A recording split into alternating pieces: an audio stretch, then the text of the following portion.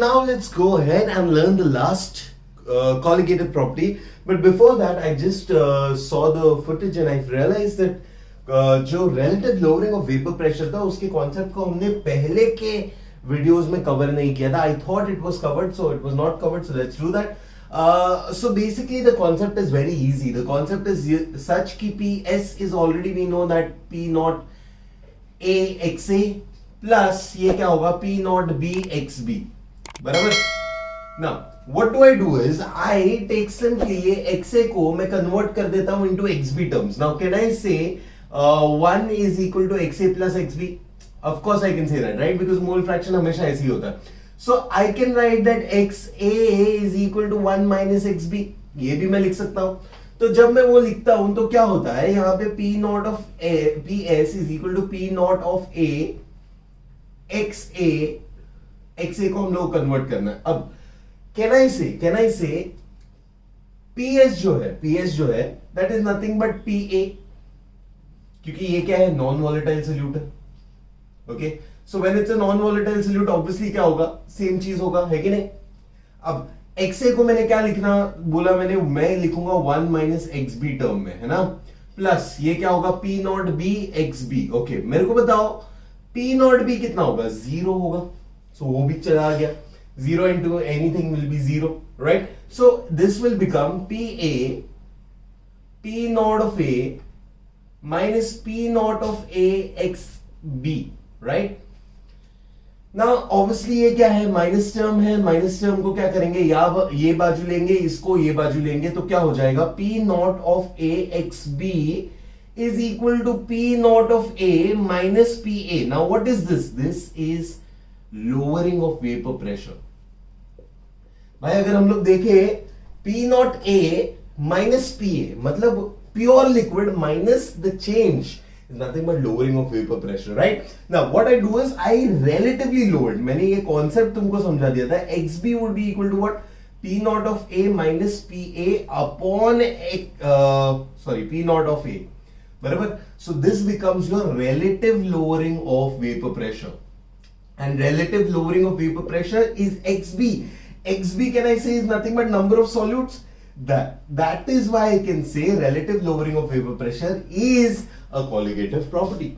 Now going on further to the last colligative property. Now what is the last colligative property? If I remember the last colligative property correctly, it is nothing but osmotic pressure, right?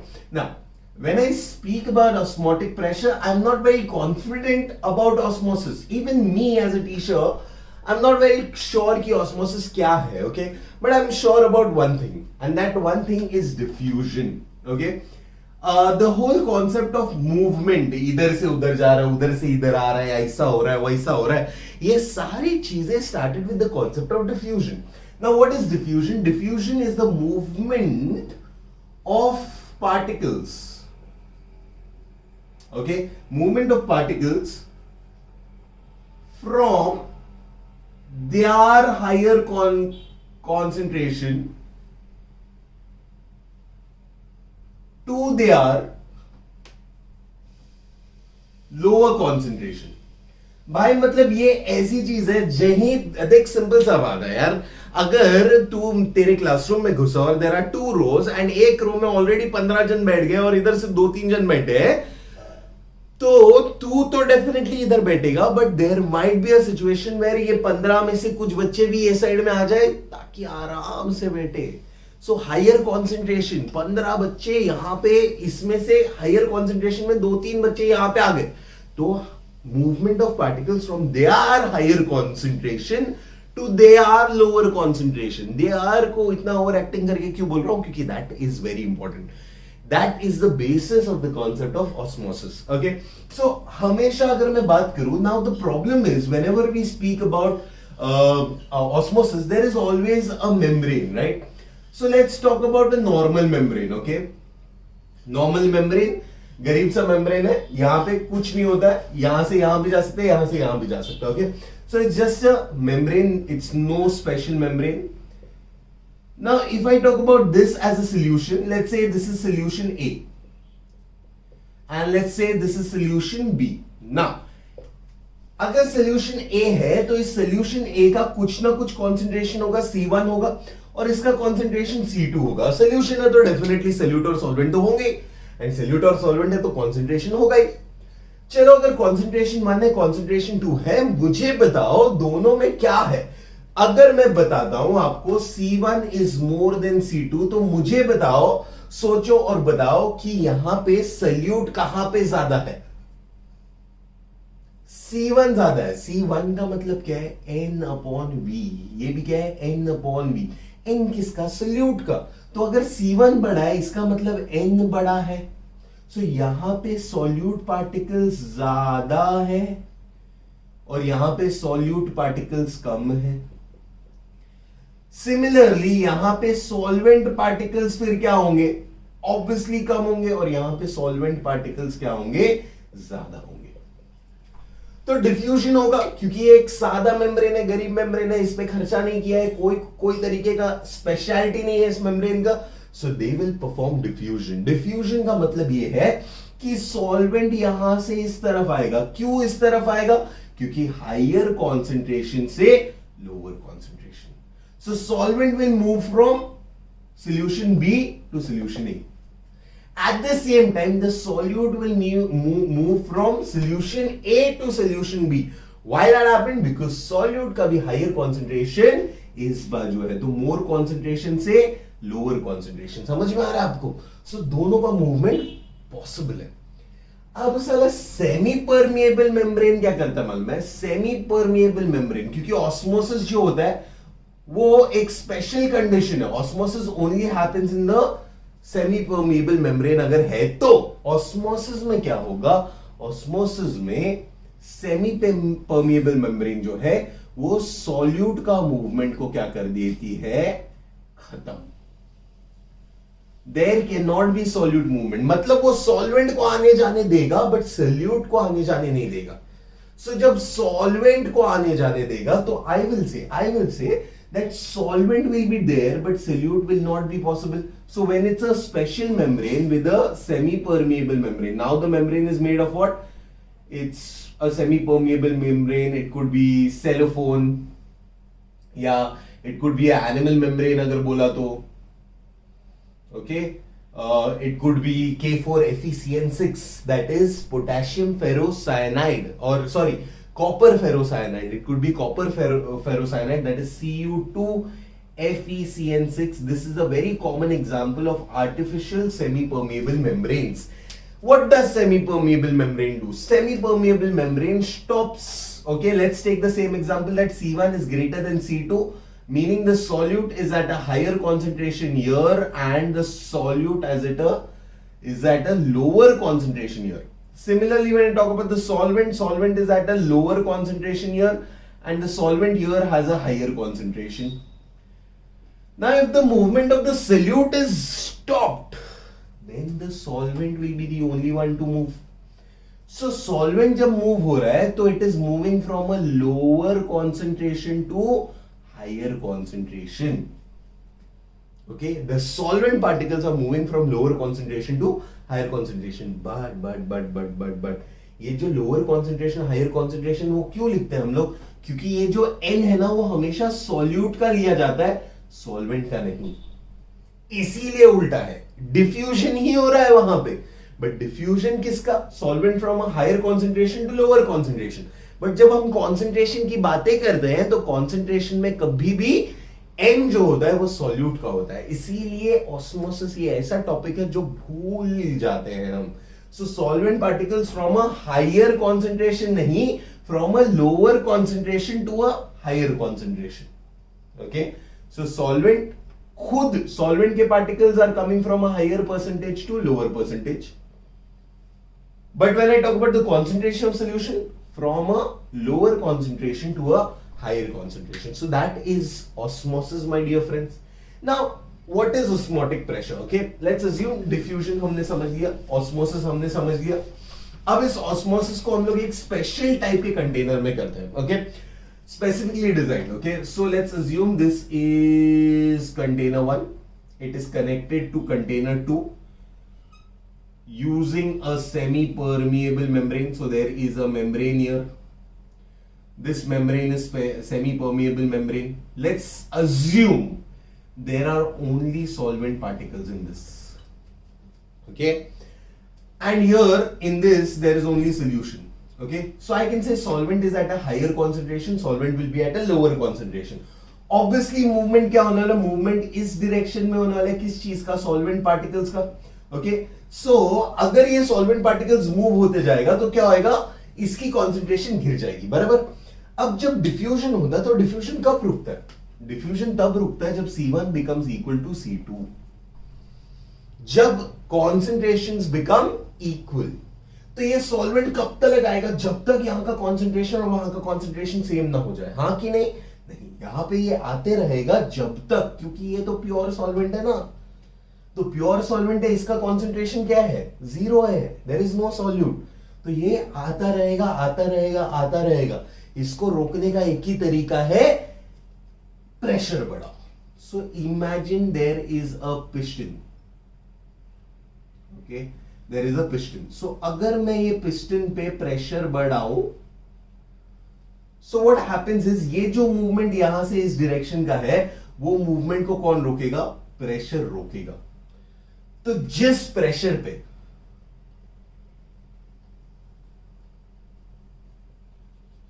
the pressure at which osmosis can stop,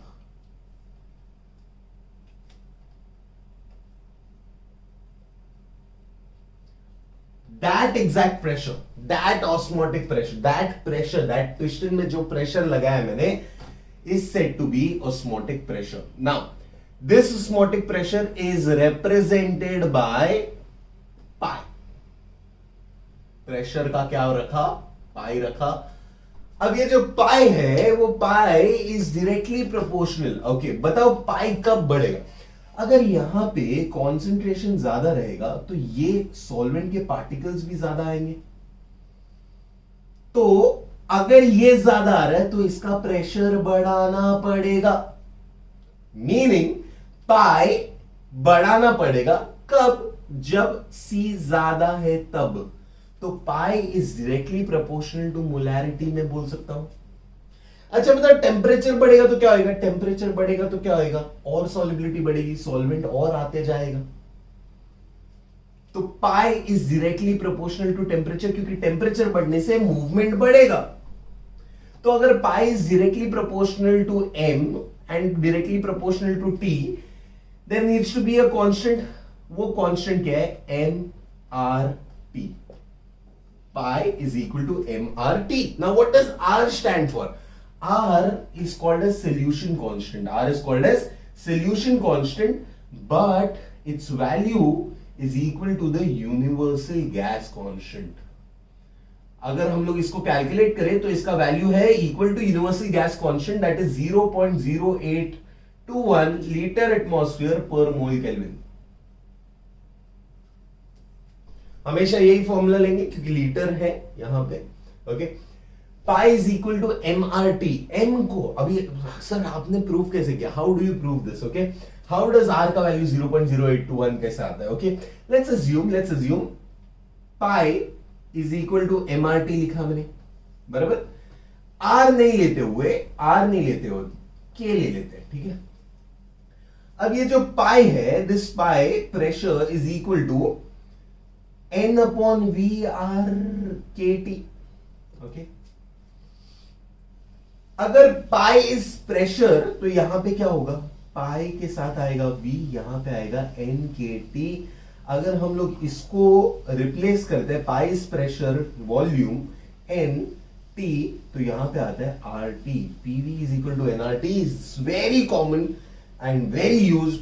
तुमको तो रट्टा ही है, भायाट करके रखे हैं हम लोग ने. PV is equal to nRT.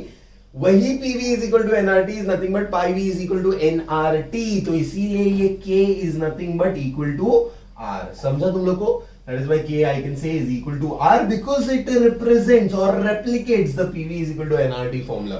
That is why this R का formula is 0.0821 liter atmosphere per mole Kelvin.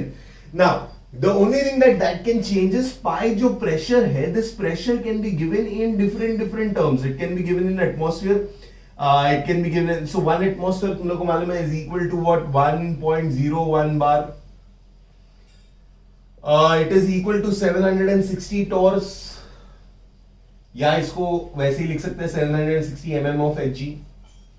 Okay, ये सारे कन्वर्शन है. It is also equal to 1.01 into 10 raised to 5 pascals. Okay, सो ये सारे कन्वर्शन फैक्टर्स है. ये conversion factor में से कोई भी आ सकता है. इनको हम लोग को कन्वर्ट करके एटमॉस्फेयर में कन्वर्ट करना पड़ेगा. क्यों करना पड़ेगा? क्योंकि यहां पे लीटर एटमॉस्फेयर हमने लिया है. ओके, सो बहुत इंपॉर्टेंट है. अगर टॉर दिया है तो कन्वर्ट इट इनटू एटमॉस्फेयर, अगर पास्कल दिया है तो convert it into atmosphere. I guess osmotic pressure आपको क्लियर है, राइट? सो अगर pi is equal to NRT है तो ये तो आइडियल गैस लॉ जैसा ही हुआ. सो अगर आइडियल गैस लॉ है, जैसे आइडियल गैस लॉ में कंप्रेशन अलग था या फिर देयर वाज कंप्रेसिबिलिटी फैक्टर, वैसे एग्जैक्टली उसी तरीके से इस चैप्टर में there is a concept called as van't Hoff factor. Now, what is the Van 't Hoff factor? Van 't Hoff factor is nothing but the compressibility factor of solutions. Okay, but इसमें solutions का concept थोड़ा अलग है. Okay, अगर आपको याद है Z was equal to calculated value. Sorry.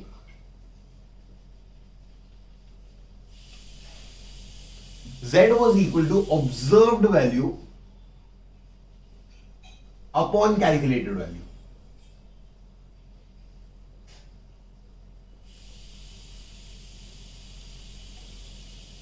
वैसे यहां पे I will also be equal to observed colligative property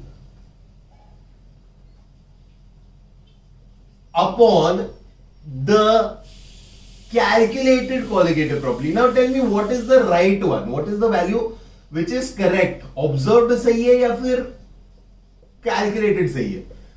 Calculate तो आप कर रहे हो फॉर्मूला लगा के, you are using the formulas that are given to us and you're calculating it. But guys, the observed value is the real value ना, जो actual experiment के साथ ढूंढा जा रहा है. तो observed value is always correct. 99.9999999% I can say observed will always be better than calculative. Okay, so then there is a difference. Now this difference is given as I. Okay, now क्यों होता है observed colligative property और calculative colligative property में फर्क क्या है? अगर मैं बात करूं तुम्हारे चार फॉर्मूलास की, तो पहला फॉर्मूला तुम्हारा क्या था? XB is equal to P naught of A minus PA upon P naught of A. This was the lowering of vapor pressure, relative lowering of vapor pressure. Second formula जो हम लोग ने किया, that was delta TB is equal to KB into M. वैसे ही तीसरा जो किया, that was delta TF is equal to KF into M. And चौथा जो वैल्यू किया, that was pi is equal to MRT. Now if I is the changing factor, तो I क्या होगा? अगर मैं बोलूं ये रियल वैल्यू है मेरा, तो रियल वैल्यू क्या है? Observe value. तो ये क्या होगा? कैलकुलेटिव वैल्यू ये है. Okay, this is your real value, this is your calculated value, बराबर ना? So I can say real value is calculated value into I. Observed is equal to calculated into I. So यहां पे into I आएगा, into I आएगा, into I आएगा, into जैसे PV is equal to ZNRT हुआ था, वैसे पाई इज इक्वल टू IMRT आएगा. And I stands for Van 't Hoff factor.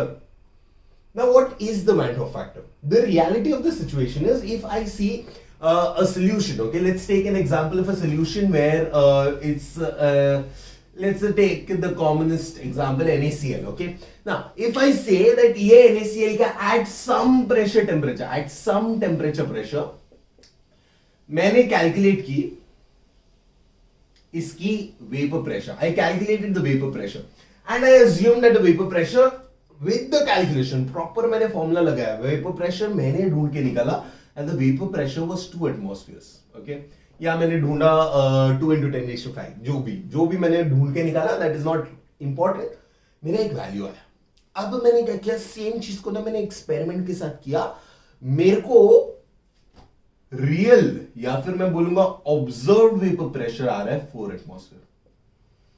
भैया छोटा डिफरेंस नहीं है, यहां पे I is directly equal to 2, तो कैलकुलेटेड इनटू I बराबर ना, तो यहां पे 4 आएगा, यहां पे 2 आएगा, इनटू क्या I क्या रहेगा, I का वैल्यू 2 रहेगा यार, छोटा वैल्यू नहीं है। अब ये क्यों हो रहा है, ये क्यों हो रहा है, इसीलिए हो रहा है क्योंकि NaCl जो है ना, वो पानी के अंदर अगर बात करें तो it splits into Na plus and Cl minus, बराबर। So when it splits into Na plus and Cl minus, तुमने अज्यूम किया that it was 1 molar NaCl, तुमने अज्यूम किया ना, क्योंकि तुमको क्वेश्चन में दिया था 1 मोलर NaCl, बट ये जो 1 मोलर NaCl है वो स्प्लिट होगा ना रे। तो अगर ये इनिशियली मैं बोलूं कि ये 1 मोलर है, तो मैं बोल सकता हूं ये 0 है, ये 0 है, बट क्या होगा इक्विलिब्रियम पे, आई कैन से इट्स अ स्ट्रॉन्ग सॉल्ट, तो क्या होगा, ये 0 मोलर हो जाएगा, बट ये 1 मोलर हो जाएगा। मतलब तुमने अज्यूम किया कि 1 ही मोलर रहेगा, but really there were 2 moles. So इसीलिए वैल्यू क्या हो गया, 2 से हट गया, समझ रहे हो, क्योंकि द नंबर ऑफ सारा का सारा calculated colligative property is directly proportional to n, and n is the number of solute particles, but solute जो है वो टूटता है। तो अगर सॉल्ट टूटेगा और सॉल्यूट बनेगा, तो जब भी टूटेगा तो उतने टाइम से ये वैल्यू बढ़ेगा। सो इसीलिए हमको ये वैल्यूज कैलकुलेट करने पड़ेंगे ना। For NaCl I can say for let's take another example, हमेशा क्यों NaCl करना है, Al2SO4 thrice, okay, it splits into 2Al3 plus ions plus 3SO4 2 minus ions, बराबर। So I will say, I assume that it is a 2 molar solution, okay, let's assume it's a 2 molar solution. Initially it would be a 2 molar solution, बराबर, and this would be 0 moles, 0 moles, ठीक है, equilibrium पे, but because it is a good salt क्या होगा, let's assume there is 100% dissociation, okay, if I assume there is 100% dissociation, मतलब ये तो 0 हो गया। अब जब 1 टूटा था तो 2 और 3 बना था, 2 टूटेगा तो 4 और 6 बनेगा, तो तेरा ऑब्जर्व्ड कॉलिगेटिव प्रॉपर्टी है 10, और तेरा रियल कॉलिगेटिव प्रॉपर्टी है 2, तो तेरा I इज इक्वल टू 5। ना मैंने अज्यूम किया 100% डिसोसिएशन, बट अगर मैं एग्जांपल लेता हूं HCl का, तो HCl अगर स्प्लिट होता है, let's assume it is a 1 molar solution, okay, so initially ये तो 1 मोलर रहेगा, ये 0 रहेगा, ये 0 रहेगा, कोई प्रॉब्लम नहीं है, सोचने में भी टेंशन नहीं आता। लेकिन इक्विलिब्रियम पे क्या होगा, इसमें से कुछ पार्टिकल्स स्प्लिट होंगे। अब उस कुछ पार्टिकल्स को मैं बोलता हूं alpha, alpha is the degree of dissociation. So यहां पे क्या होगा, 1 माइनस अल्फा, बराबर, यहां पे अगर एक में से अल्फा पार्टिकल्स टूटे हैं, तो एक में से एक और एक पार्टिकल्स मिल रहे थे, 2 में से 2 और 2 पार्टिकल्स मिलेंगे, 4 में से 4 और 4 मिलेंगे, तो अल्फा टूटे हैं तो अल्फा और अल्फा मिलेंगे। सो टोटल n फाइनल कितना है, n final is 1 minus alpha plus alpha plus alpha, so it is nothing but 1 plus alpha, 1 plus alpha. So whenever there is a salt, you have to remember that n final would be 1 plus alpha. Okay. So strong salts के लिए फिर भी हम लोग assume कर सकते हैं it is 2 और 3, but तुम लोग को ढूंढने अगर बोला है तो the formula that you use is NF is equal to 1 plus alpha. Okay.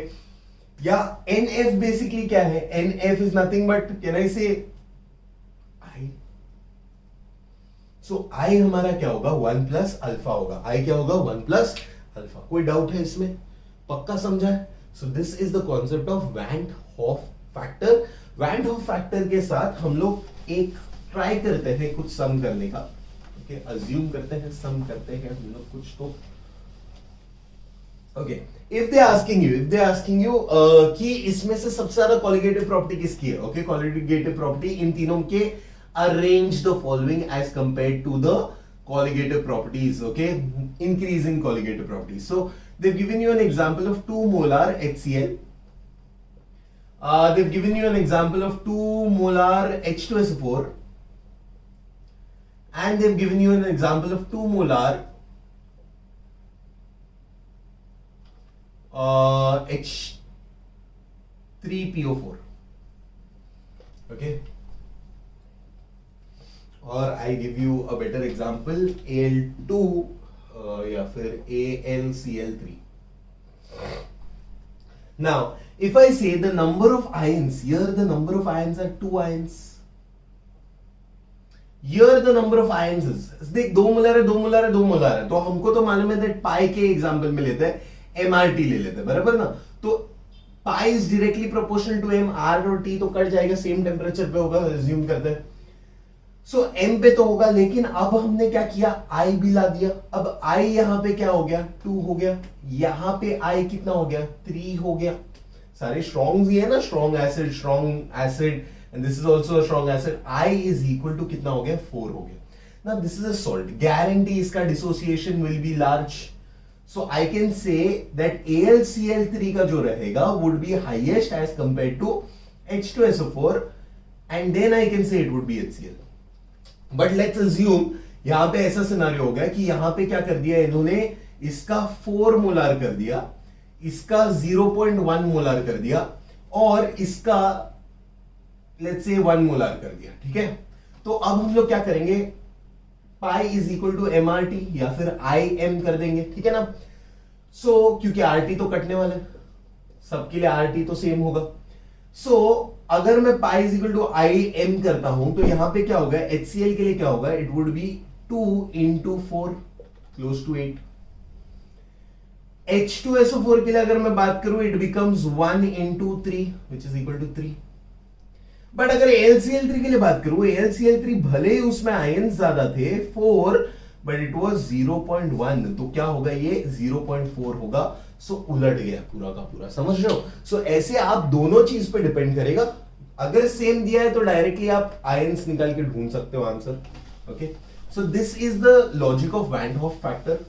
Okay, sometimes they will ask you to find the van't Hoff factor for a certain object. Okay, like कभी कभी तुम लोग को दिया जाएगा कि kf of water, okay, or kb of water is given, okay, x. Okay, let's assume there is a value.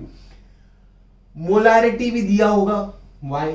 Okay, now they will ask you delta t भी दिया होगा z. Okay, तो तुम लोग को ऑलरेडी मालूम है delta tb is equal to kb into m.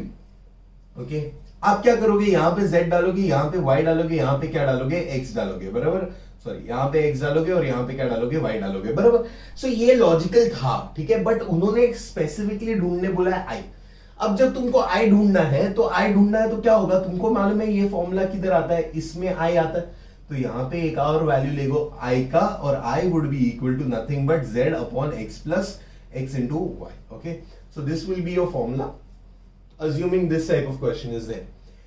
Let's say they have also given you the concept of finding alpha. Okay, so alpha हमको क्या मालूम है, I is equal to 1 plus alpha है.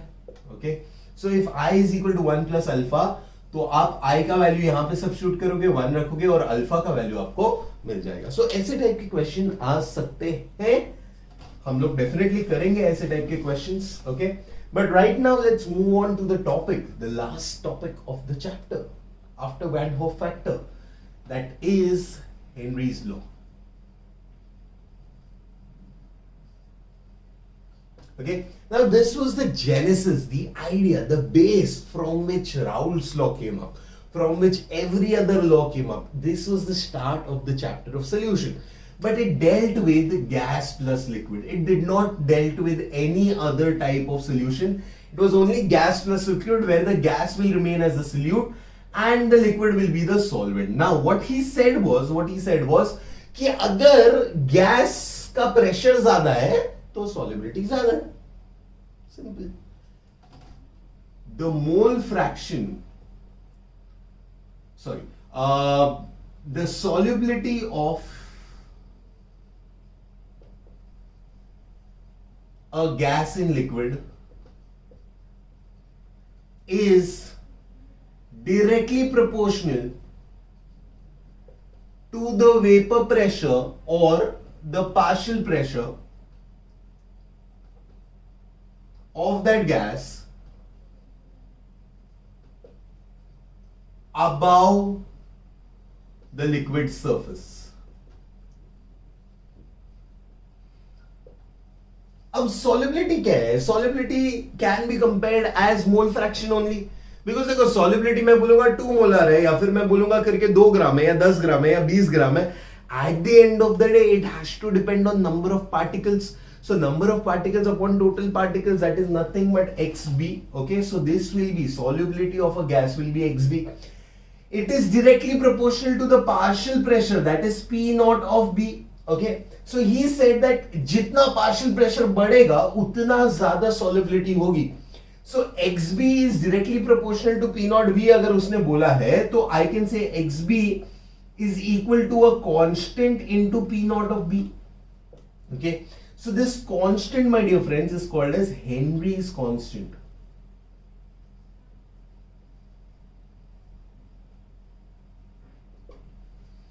It's called as Henry's constant. Sorry, मैंने उल्टा लिख दिया इसको, जरा सा ऐसे लिखता है P naught of B is equal to KH into XB. Alright. So the pressure is Henry's KH is Henry's constant. अब ये जो Henry's constant रहेगा, इस Henry's constant का concept क्या है? What is the logic of it? Okay, let's take some real life examples to understand what he was saying. First real life example is a bottle of cold drink. Okay, I don't want to sponsor any brand because there is no हमको कोई advertisement नहीं मिला है. अगर मिल जाता तो definitely यहाँ पे स्पॉन्सर होता. ओके, सो कोल्ड ड्रिंक की अगर मैं बात करूं, so let's say assuming it's a cold drink Z. Okay, and this is a cold drink bottle. Okay, sorry. Now you know a cold drink bottle अगर पूरा filled है, it is tightly packed. Okay, closed है. अब क्या होता है यहां पे, there is a lot of pressure. अगर तुमको पता है cold drinks are nothing but carbonated water, meaning there is a high dosage of carbon dioxide in water. Now this carbonated water is basically a lot of carbon dioxide stuffed inside the water to make it bubbly. So अगर high pressure पे ये है तो basically यही concept है ना कि यार अगर ये pressure ज्यादा है तो this is nothing but the pressure, the vapor pressure here P naught B. अगर pressure ज्यादा है, pressure of that gas Pb is equal to KH XB. अगर प्रेशर ज्यादा है, प्रेशर अगर ज्यादा है तो यहां पे सॉल्युबिलिटी भी क्या होगी, ज्यादा होगी. अच्छा, इसका प्रूफ क्या है? जैसे ही आपने ढक्कन खोला, जैसे ही आपने ढक्कन खोल दिया, ढक्कन खोलते ही क्या हो जाता है, बबल्स आने लगते हैं. बबल्स क्यों आए? क्योंकि आपने जो प्रेशर यहां पे क्रिएट करके रखा था, ये प्रेशर को रिलीव कर दिया. जैसे ही प्रेशर रिलीव कर दिया तो क्या हो गया, प्रेशर गिर गया. अच्छा, प्रेशर गिर गया तो क्या हुआ, अपने आप गैस के पार्टिकल्स भी क्या हो गए, निकलने लग गए. तो प्रेशर अगर फॉल होगा तो XB भी क्या होगा, फॉल होगा. मतलब the solubility factor will decrease and वो पूरा गैस क्या होगा, बाहर आएगा. Now the same thing is seen when a deep sea diver dives inside the ocean. Okay, now when he is diving inside the ocean, what will happen? The oxygen level is very important, right? So उसके oxygen level में अगर वो बहुत नीचे है पानी के, तो उधर प्रेशर बहुत ज्यादा है पानी का, और प्रेशर बहुत ज्यादा होने की वजह से क्या हो जाता है, उस पे बहुत ज्यादा सॉल्युबिलिटी बढ़ेगी. So in the bottom of the sea when there is a lot of oxygen going on his blood, कोई प्रॉब्लम नहीं यार, बहुत सारा oxygen, it's high energy, that's good for him. Okay, let's assume अगर बहुत ज्यादा high भी हो जाता है, हाँ, तो डेफिनेटली थोड़े प्रॉब्लम्स होंगे. He might get a few hallucinations, कुछ तो आतरंगी दिखेगा उसको सामने, but it's not that bad, right? But what happens when he comes directly out? Okay, so deep sea divers have take around half an hour from low deep sea to surface. Why? Because they have to acclimatize their body. they have to make sure that the body adjusts to the change in pressure, because down below pressure बहुत ज्यादा है, और pressure बहुत ज्यादा होने की वजह से क्या होगा, तुम्हारा ऑक्सीजन जो है बॉडी में वो डिसॉल्व होगा, उसका सॉलिबिलिटी बढ़ेगा. सिमिलरली जैसे ही आप ऊपर आने लगोगे तो क्या होगा, आपका सॉलिबिलिटी डिक्रीज होगा. अचानक से जब आप ऊपर आओगे, अचानक से प्रेशर एकदम रिलीव हो जाएगा और आपका सारा बॉडी का ऑक्सीजन क्या होने, बबल होके निकलेगा. And that is when you might have a heart attack and may die. Okay, so that is a really tensed situation which nobody wants to get into. So that is why what they do is they slowly bring the diver up. Okay, so that is how the Henry's law is applied to many different areas. And अगर हम लोग का formula देखते हैं PA का या PB का, तो PB is equal to KH(XB) था. KH के बदले क्या आएगा, P0B. Yes, so this is the formula of nothing but Raoult's law or Dalton's law. Okay, this is where everything came from. This was the genesis moment. Any which ways, आपको, I hope you've understood this chapter. There are a lot of MCQs that you have to do, a lot of numericals that we have to do, but we'll do that in the class, and we'll do assignments of that, etc. I'm hoping you have understood the entire theory, and we will do a lot of numericals. Thank you so much.